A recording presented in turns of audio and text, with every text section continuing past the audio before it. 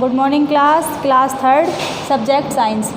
Science में आज हमारा चैप्टर है मानव शरीर के अंग एवं उनकी देखभाल। तो आज हम आपको मानव शरीर के अंग और उनकी देखभाल कैसे करते हैं इसके बारे में बताएंगे। तो देखिए, हमारे शरीर में दो तरीके के अंग होते हैं। एक तो होते हैं बाह्य अंग और एक होते हैं आंतरिक अंग। बाह्य अंग यानी एक्सटर्नल ऑर्गन्स और इंटरनल ऑर्गन्स। तो बाह्य अंग किसे कहते हैं? जो अंग हमें दिखाई देते हैं, मतलब हम जिन्हें हम अपनी आँख से देख सकते हैं, वो हमारे बाह्य अंग हो गए। और जो हमें दिखाई नहीं देते वो कैसे होते हैं? वो होते हैं हमारे आंतरिक अंग। तो देखिए, जैसे ये एक स्केच है, इसमें क्या है? बाह्य अंग हमें दिखाई क्या क्या देते हैं? सिर, गर्दन, छाती, हाथ, पैर, ये सब हमें दिखाई देते हैं। तो सबसे पहले बात करते हैं सिर। सिर जो होता है हमारे शरीर का सबसे ऊपरी भाग होता है।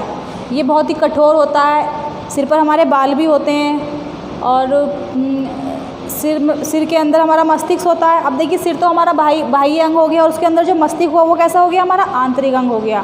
तो सिर को हमें क्या करना चाहिए? इसकी देखभाल के लिए हमें इसे किसी मतलब चोट लगने से बचाना चाहिए। और जब हम गाड़ी चलाते हैं तो हेलमेट पहनना चाहिए। और मस्तिष्क क्या करता है? हमारा मस्तिष्क हमें सोचने समझने की शक्ति प्रदान करता है। कोई भी हम काम करते हैं या पूरे शरीर में कुछ भी करना होता है, सबका नियंत्रण हमारे मस्तिष्क में रहता है। तो ये तो हुआ हमारा सिर और मस्तिष्क। सिर बाह्य अंग और मस्तिष्क आंतरिक अंग। उसके बाद आता है हमारा गर्दन। गर्दन क्या होती है? गर्दन हमारा जो सिर है उसको शरीर से जोड़े रखती है। तो गर्दन की देखभाल के लिए भी हमें क्या करना चाहिए? जब हम पढ़ाई करते हैं तो हमें गर्दन और अपनी जो पीठ होती है यानी उसको हमें सीधा रखना चाहिए। और जब हम सोते हैं तो अपने नीचे हम ज़्यादा ऊंचा तकिया नहीं लगाना चाहिए, यानी हमें अपनी गर्दन का ध्यान रखना चाहिए। उसके बाद आती है हमारी छाती। छाती क्या होती है? छाती गर्दन का जो निचला चौड़ा भाग होता है उसको हम छाती बोलते हैं। तो छाती पर भी हमें किसी चोट लगने से बचाना चाहिए। छाती को हम अपनी देखभाल करनी चाहिए। तो छाती, उसके अंदर क्या होता है? जैसे फेफड़े होते हैं, फेफड़े और हृदय। फेफड़े का काम करता है? फेफड़ा और हृदय क्या हो गए? हमारे आंतरिक अंग हो गए। छाती हमारी बाह्य अंग हो गई और फेफड़े और हृदय हमारे आंतरिक अंग हो गए। तो जो फेफड़े होते हैं वो हमें सांस लेने और सांस छोड़ने में हमारी मदद करते हैं। इसलिए हमें फेफड़ों को व्यायाम करने से, योग करने से, प्राणायाम करने से उनकी साफ़ सफाई और उनकी देखभाल करनी चाहिए। और दूसरा जो हृदय होता है वो हमारे पूरे शरीर में रक्त का आदान प्रदान करता है, यानी रक्त का शुद्धिकरण भी करता है और हमारे पूरे शरीर में रक्त का फैलाव करता है। तो हमें हृदय की देखभाल के लिए भी क्या करना चाहिए? प्राणायाम करना चाहिए, योग करना चाहिए। उसके बाद आते हैं हमारे हाथ। हाथ हमारे क्या करते हैं? हाथ सबसे पहले तो वो हमारे जो दैनिक कार्य होते हैं, हाथ वो सब उसी सहायता से करते हैं हम। उंगली होती है, उससे हम पकड़ने उठाने में, कोई सामान रखने में वो हमारी सहायता करती हैं। उसके बाद जब हम पढ़ाई करते हैं तो हमारी बुक्स रखने में या हमें लिखाई करने में हाथ और उंगलियों की सहायता से करते हैं।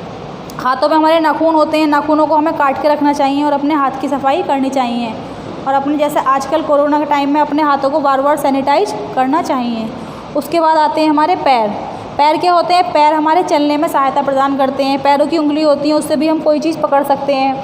तो पैरों की देखभाल के लिए हमें क्या करना चाहिए? पैरों के जूते चप्पल पहनना चाहिए, हमें एक्सरसाइज करनी चाहिए, दौड़ना चाहिए। इसके बाद आप सोच रहे होंगे कि मैम ने हमें ये सिर, गर्दन, छाती, हाथ, पैर इनके बारे में बताया, इनके साथ साथ हमें जैसे आंतरिक अंग हमारे कौन कौन से हो गए हमें दिखाई नहीं देते हैं, जैसे फेफड़े, हृदय, मस्तिष्क, अमाशय, गुर्दे, ये सब आंतरिक अंग हो गए। उसके बाद आप सोच रहे होंगे मैम ने हमें आँख, कान, नाक इनके बारे में तो बताया ही नहीं। तो ये क्या होती है? ये हमारे विशेष अंग होते हैं, ये हमें ज्ञान प्रदान करते हैं। तो हम इनको क्या बोलते हैं? ज्ञानेंद्रियाँ बोलती हैं। ये 5 होती हैं। कौन कौन सी होती हैं? आँख, कान, नाक, जीभ और त्वचा। ये क्या हो गई हमारी 5? ये हमारी 5 ज्ञानेंद्रियाँ हो गई। और ये क्वेश्चन भी आता है आपकी क्लास में कि 5 ज्ञानेंद्रियों के नाम लिखो। तो ये हमारी 5 ज्ञानेंद्रियाँ होती हैं जो हमें विशेष प्रकार का ज्ञान प्रदान करती हैं। और ये 5 बहुत महत्वपूर्ण होती हैं। सबसे पहले होती है हमारी आँख। तो देखिए, यदि आँखें ना होंगी तो हमारे जीवन में तो अंधेरा ही अंधेरा है। ना तो हमें कुछ दिखाई देगा, ना हमें रोशनी का, हमें यही नहीं पता होगा कि रोशनी होती भी है या नहीं होती है। हमें चारों तरफ अंधेरा ही दिखाई देगा। तो आँख हमारे लिए कितनी इंपॉर्टेंट होती है, कितनी महत्वपूर्ण होती हैं। आँख की सहायता से हम पढ़ाई करते हैं, आँख से हम देखते हैं। तो आँखों का हमें विशेष ध्यान रखना चाहिए। आँख की देखभाल के लिए हमें सबसे पहली बात तो हमें मोबाइल या लैपटॉप का प्रयोग बहुत ही कम करना चाहिए। और आँखों को हमें बार बार पानी की छींटे मारना चाहिए। और उसकी खाने में क्या करना चाहिए? जैसे विटामिन ए जैसे गाजर, सेब, इन चीज़ों का प्रयोग खाने में करना चाहिए। हमें दूध भी पीना चाहिए, यानी हमें अपनी आँखों की देखभाल अच्छे से, पूरी नींद लेना चाहिए, आँखों की देखभाल हमें अच्छे से करनी चाहिए। उसके बाद क्या होती है, हमारे कान। कान हमें सुनने की शक्ति प्रदान करते हैं, यानी कानों से हम सुन सकते हैं। सुनेंगे तभी तो पढ़ेंगे, और अच्छी बुरी कोई बात हम कानों से ही सुनते हैं। तो हमें कानों में उंगली नहीं डालनी चाहिए, कानों में तेल डालकर मतलब कभी कभी सफाई करनी चाहिए। कानों की भी हमें देखभाल करनी चाहिए। कुछ बच्चे होते हैं पहन लिया कान में इस तरीके से कर दिया, उससे वो हमें नहीं करना चाहिए। उसके बाद आती है हमारी नाक। नाक हमें सूंघने की शक्ति प्रदान करती है। फूलों की खुशबू या खाने की खुशबू, वो सब हमें नाक की सहायता से हम सूंघ सकते हैं। तो नाक की भी हमें देखभाल करनी चाहिए, नाक की सफाई रखनी चाहिए। हमें योग करना चाहिए, प्राणायाम करना चाहिए, जिससे कि हमारी नाक स्वच्छ रहे।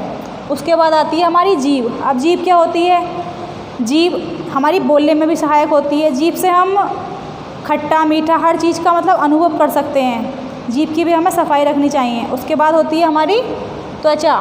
त्वचा क्या होती है हमारी, त्वचा से हम स्पर्श करते हैं, और जो त्वचा होती है हमारी पूरे शरीर को कवर करके, पूरे अंगों को, हड्डी को, सबको कवर करके रखती है।